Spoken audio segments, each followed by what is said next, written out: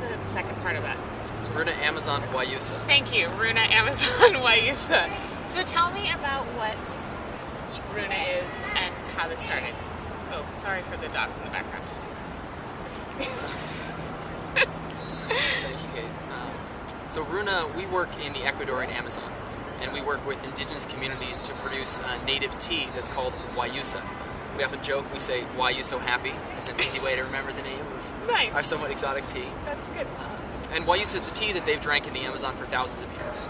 Traditionally, the communities, they wake up at 3 o'clock in the morning, and they all sit around the fire together, and they boil huge pots of Wayusa. And it's when the elders teach the young people about their cultural traditions, songs, and myths of the indigenous Quechua people that we work with. So it's a really rich cultural heritage they have, and a lot of our mission as a company is how can we use Wayusa as a way to support their sustainable development and cultural preservation. Wow. So we started about a year ago. We started as me and my 2 best friends.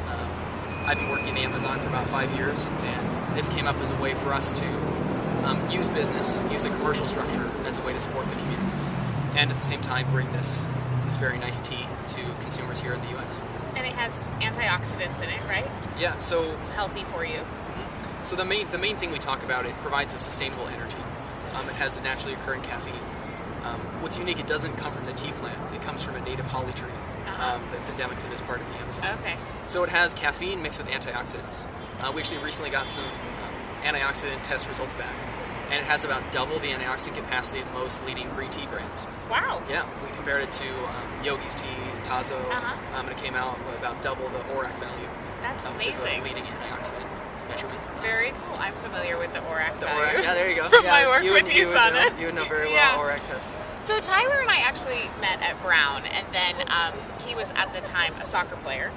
And then, so what happened? So then you went to the Amazon. He left Brown, and I didn't really know what happened to him. I disappeared in the jungle. He kind of disappeared, and then he showed up at our reunion, like all clean cut with short hair, and I actually didn't recognize him.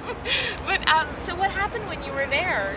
Like, how did this happen that you went down to the Amazon, and what were you doing? My original interest was actually, I started studying ethnolinguistics. At Brown, I started studying communications, and my passion was how indigenous communities use language as a way to bring themselves in relationship to the environment. So the very way that they construct and express language is a direct reflection of how they see themselves as part of nature. So a great reflection of that with Runa. Runa in the Quechua language means fully living human being. Or just means person in the Quechua language. So an interesting way that they use Runa is they will not only say we Runa, we human beings, but they'll say like the butterfly Runa, like the butterfly people. So linguistically, that they see themselves as living creatures on the same level as animals, trees, the planet as a whole, is a very distinct reflection of how they see themselves through language.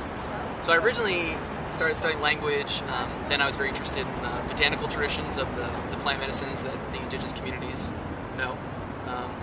And then I had a handful of experiences where I was working with some shamanic family in Peru, where we'd spend all night of them playing music and singing and telling stories, and then the first thing I would hear in the morning was a chainsaw ripping down hardwood trees so they could sell to send their kids to school.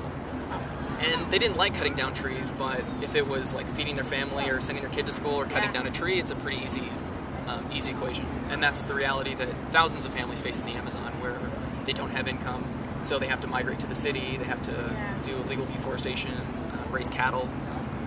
So a lot of the bottleneck that I saw was a lack of sustainable income, and really seeing that business and markets could be used as an important tool to support their development. So I became passionate about that, studied fair trade a bit, working with chocolate, and then tried Wayusa, and realized that it has all these great characteristics of providing sustainable energy. Also the flavor, it doesn't have tannins like green and black tea. So like that kind of dry astringency you get from green and black tea, it doesn't have. Oh, the tea is delicious. Yeah, last time I saw Tyler, he carried some in his breast pocket and gave me some. Never leave home without Wayusa. No, absolutely not. Yeah. And so Runa's going to be in Whole Foods starting this fall. Yep. Yeah, so you can find it there.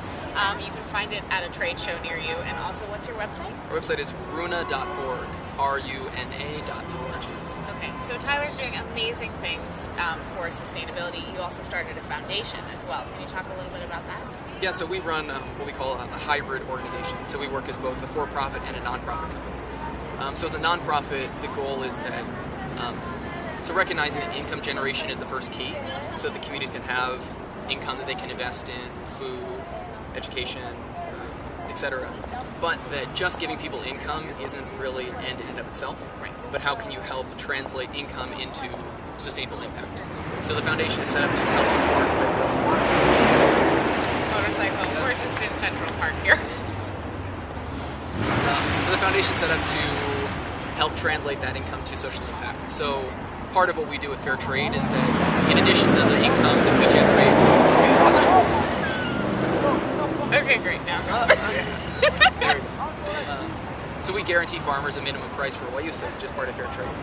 On top of that, we pay 15% bonus to the Farmer Association. Okay. So the group of farmers, and that's a fund that they can use to do water projects, invest in training programs, help with conservation. So it's an added bonus that they can help to create impact in their communities. So we're talking sustainability, health, and giving back to the community and the earth. So it's pretty much, you've got it all covered. I think we've and done a good job. cultural consciousness, you know, and a really cute president of the company. Thank you, Kate. You're welcome. Thank you for coming on. Yeah, Gage thanks TV. so much, Kate.